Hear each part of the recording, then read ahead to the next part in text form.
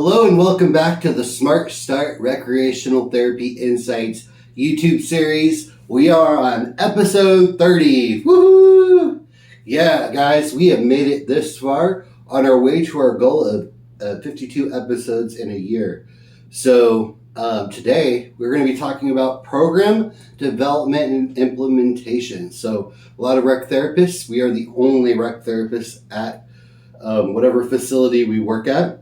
And we are the ones responsible typically to create the whole recreational therapy program. And that is a big responsibility. And it's fun for me, at least, to create something from the ground up. As a business owner, I enjoy doing that. I'm sure for a lot of recreational therapists, your creativity and your ingenuity and all of that come into play as you create your own programs out there. So, guys, without further ado, we're going to jump in. Whether you're improving something that already exists or you're starting something from scratch, this episode will walk you through the major steps that are needed, okay? Like a needs assessment, planning, execution, and evaluation. Now let's get strategic. All right, we're going to start with the obvious question. Before you do anything, business, start a program, whatever the thing might be, your big question is why. Okay, so Simon Sinek, I got this book on my desk right here. If you haven't read it, it's a phenomenal book. It's called Start With Why, How Great Leaders Inspire Everyone to Take Action. People tend to get behind things that there's a reason behind it versus it just being about money or about whatever the thing might be. But if you can get people to align with you on the why, you will have a lot of success. And this is a great book. I recommend this to everyone. But we're talking specifically about program development today. So we're going to do a needs assessment, which is the very first thing, and we're going to start with why. Before you plan anything, you need to know what your clients and organization truly need, okay?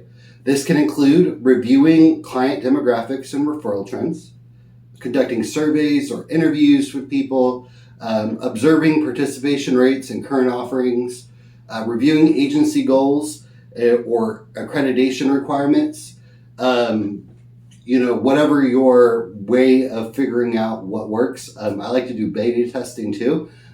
So when you have this idea, and let's say you did your surveys and your assessments to see how people would like it, I would put it out there, let them try it out for free, give you all the feedback that they can about the program, about the experience, so that you can make the tweaks that you need to make before it goes public. Just a piece of wisdom there, guys. Something you might want to ask yourself, what's missing, okay? What would enhance quality of life or clinical outcomes for our patients? Those are the questions you want to be asking yourself as you create your program. The answers will help you shape your entire plan. Okay, now we're into program planning. Now that the question of why is answered, we know what we need, right? So now it's time to develop a plan based off of those needs. Okay, you'll want to outline some things, okay? Program purpose and target population. This is kind of like a business plan, or in your case, a program plan. Very similar pieces of helpful tool that you can use.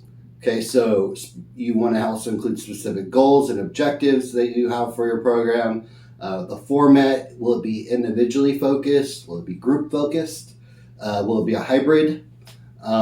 Frequency and duration of the program, staffing and space needs, budget and materials that are needed, and risk management or medical considerations based off of what type of program you're putting out there. So obviously if there's something that someone could get hurt, let's say it involves the pool, you might need a lifeguard, or you might need somebody with CPR certification or first aid certification if people are climbing and maybe can't breathe or have a seizure up on top of on top of a building, and yeah, worst case scenarios. So make sure that you have the medical personnel needed. Okay. When you do this program development, you're going to use the API process. So just like we do when we do an assessment and we meet with patients, we're going to do the same thing when it comes to creating our programs. So we're going to start with assessments. You're going to go into planning, implementation, evaluation, and then documentation as your structure. Okay. If it's a social skills group, or for teens with autism spectrum disorder, for instance, you might want to plan a weekly 45-minute session using role play, games, and discussion. That could be something that could be working on, like social skills or something that you're working on with those clients. But having that specific program fit that population is kind of what the whole idea is, right? You did an assessment, figure out what the problem is, figure out the why, figure out what you're trying to do, and now you're implementing it by putting out there a packaged product or service that will help serve your clients. Okay, the clearer the plan for your programming, the smoother the launch will be. Okay, so keep that in mind. Perfect planning leads, I don't know that. Anyways, guys, the point is that you're setting a plan and you're working through the plan. So now we're going on to implementation. All right, implementation, bringing your plan to life. Now that you have a plan in place, right? You figured out your why, you figured out what you're going to do and how you're going to do it. Now it's time to put rubber to the road. This is just like when you start a business, right? You have all the stuff in the background that you had to do, like get your LLC, get your permits, get your insurance, all this stuff, your bank account, EIN, all that good stuff. And now you're like, okay, now the rubber's hitting the road. I need to actually go out there and get clients, and I need to provide the service or product that I am saying that I'm going to. So now it's about a whole nother thing. So here is where theory becomes real life. So tips for smooth implementation. Okay, always start small. Okay, don't start with your big idea up front. Okay, start small. And the reason why you start small is you'll fail small. Okay, failure is not a bad thing. Failure is a good thing. It helps you learn what works and what doesn't work. Okay, when I invented the pill puncher up here, I had 26 prototypes before I actually got to the one that worked all of the time, didn't crush pills, and opened the backs of blister packs.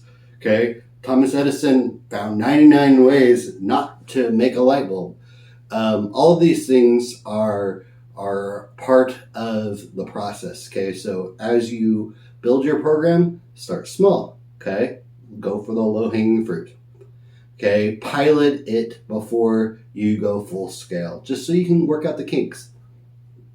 All right, then you're going to brief your staff, okay, and volunteers thoroughly. So now you are the master of the plan, and now you're teaching your team what they will need to do to implement this plan, okay?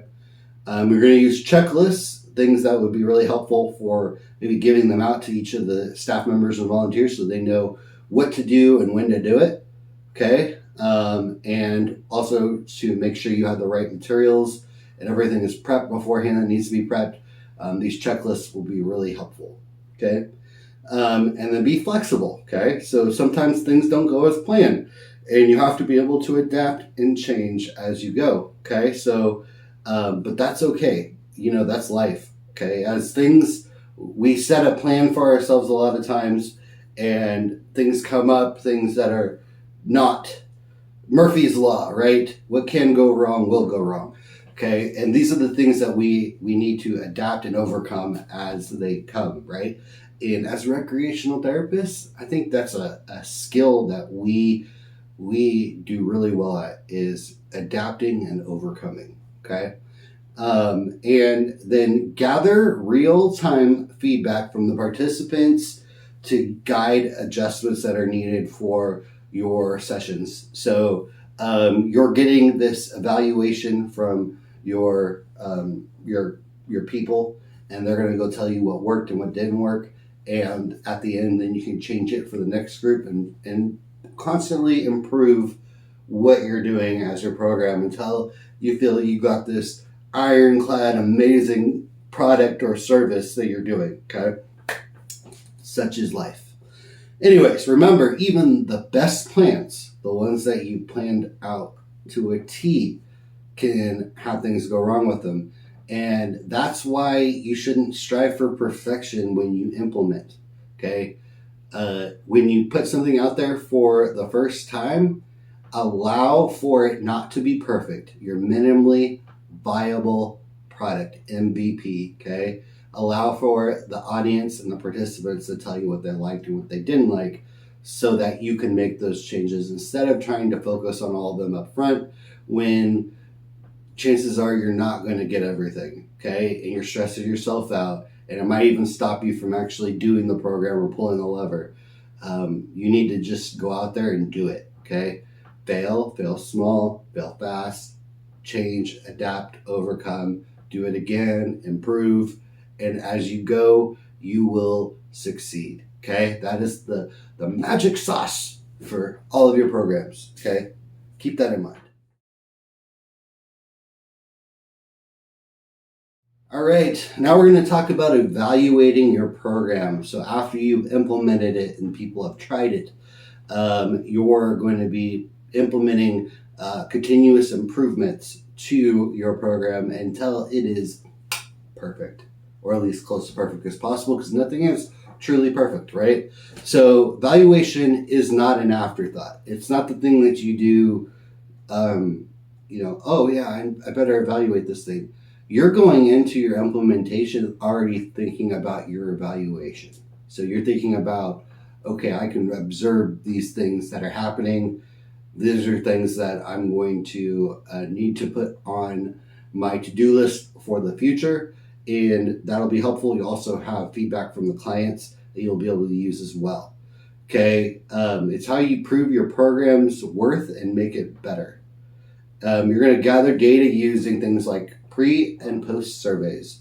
How, before doing this program, what is XYZ about the client?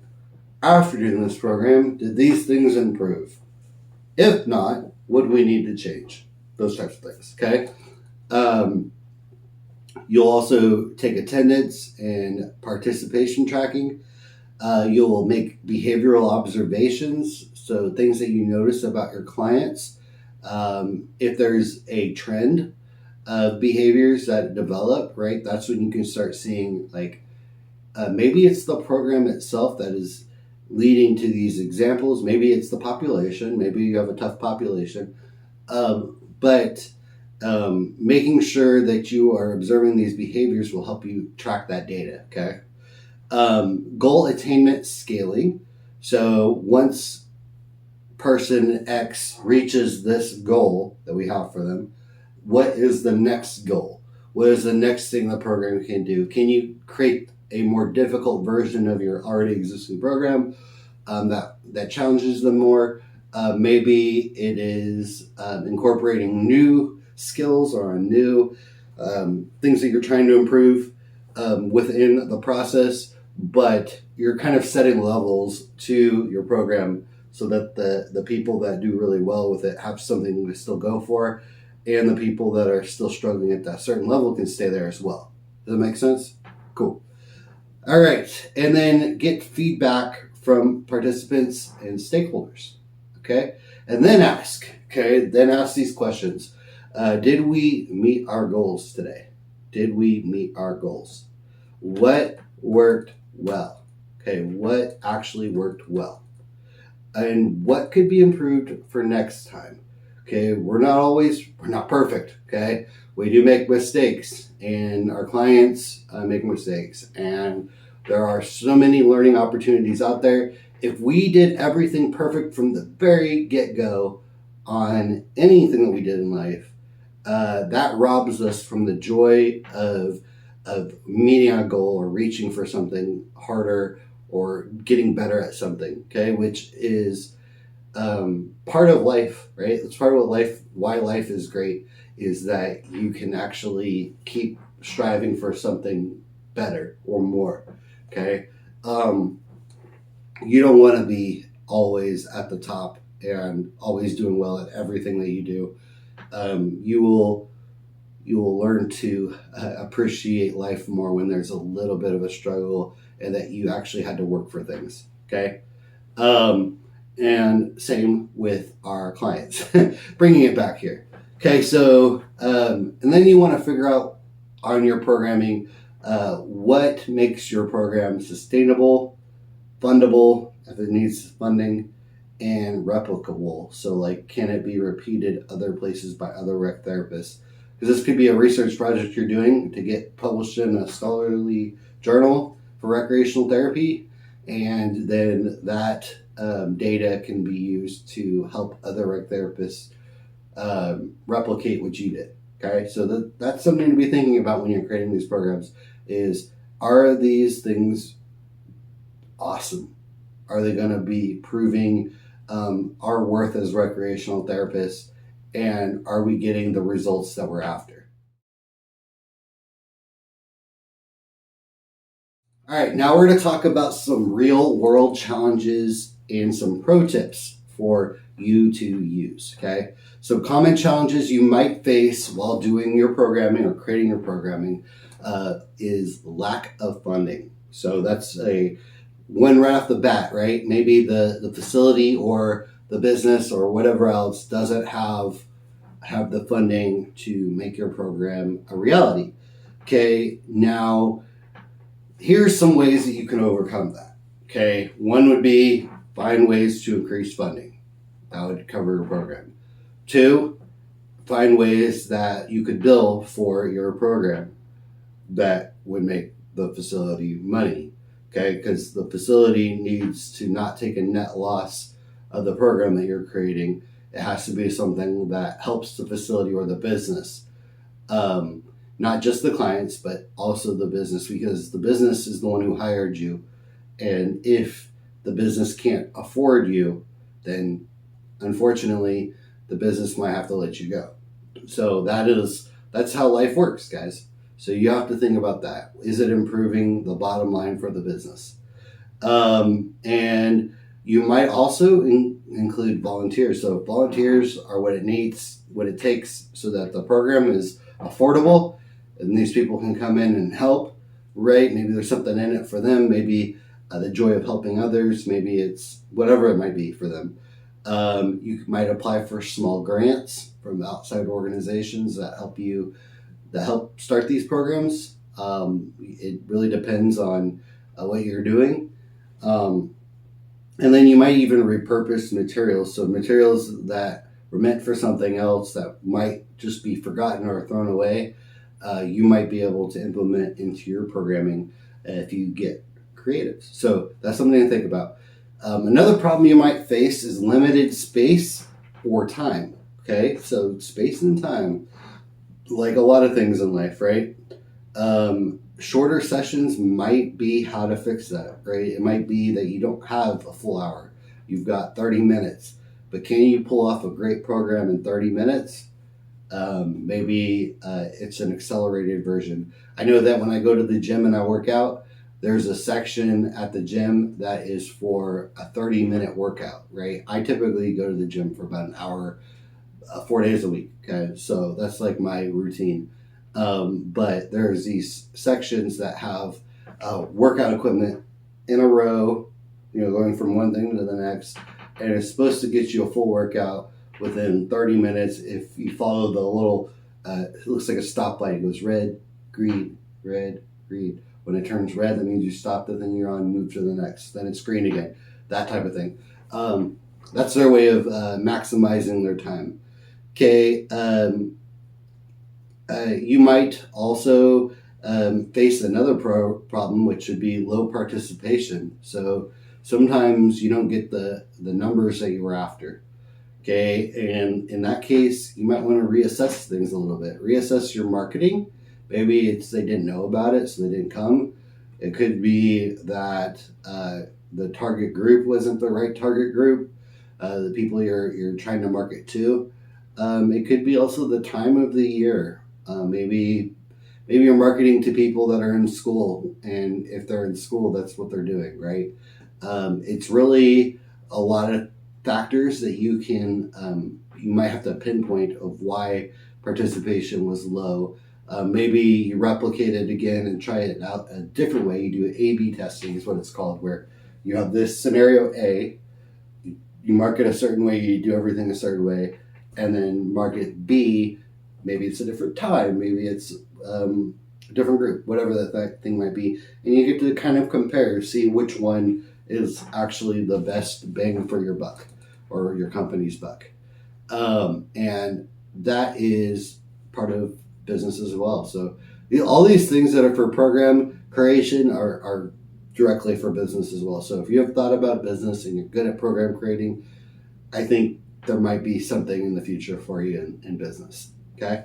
Always advocate for your program to higher ups, to edit your people in your city, whatever the thing might be, and align it with a broader goals that the facility might have. Okay, so maybe your program makes your facility special, makes it something different than their competition, and this program attracts more clients, so more people want to go use your facility versus the competitors, whatever the thing might be. Okay, so think about bigger than what you're actually doing with the clients. Think about how that impacts the business. Or it could be like maybe the facility goals are altruistic. So maybe it's like we want to have people that use this program have increased social skills, right? We don't care if we make any money, but we're going to have them be part of this program and learn to speak with others, and then we're going to talk to everybody and say how great our program is because all these people who have done it are better at talking to others now. And it kind of more so in that way, they kind of like brag about what they're doing to help other people. I mean, in a way that's kind of jacked up, but some people, that's the way they have to do it, right? They still have to spread awareness so that other people use their program. Take it as you will. Okay. All right, now we're going to wrap things up for today. Okay, program development can feel overwhelming at times, but with a step-by-step approach, it becomes one of the most powerful tools in your RT toolbox. Every great program starts with one clear idea, a little creativity, and a whole lot of passion.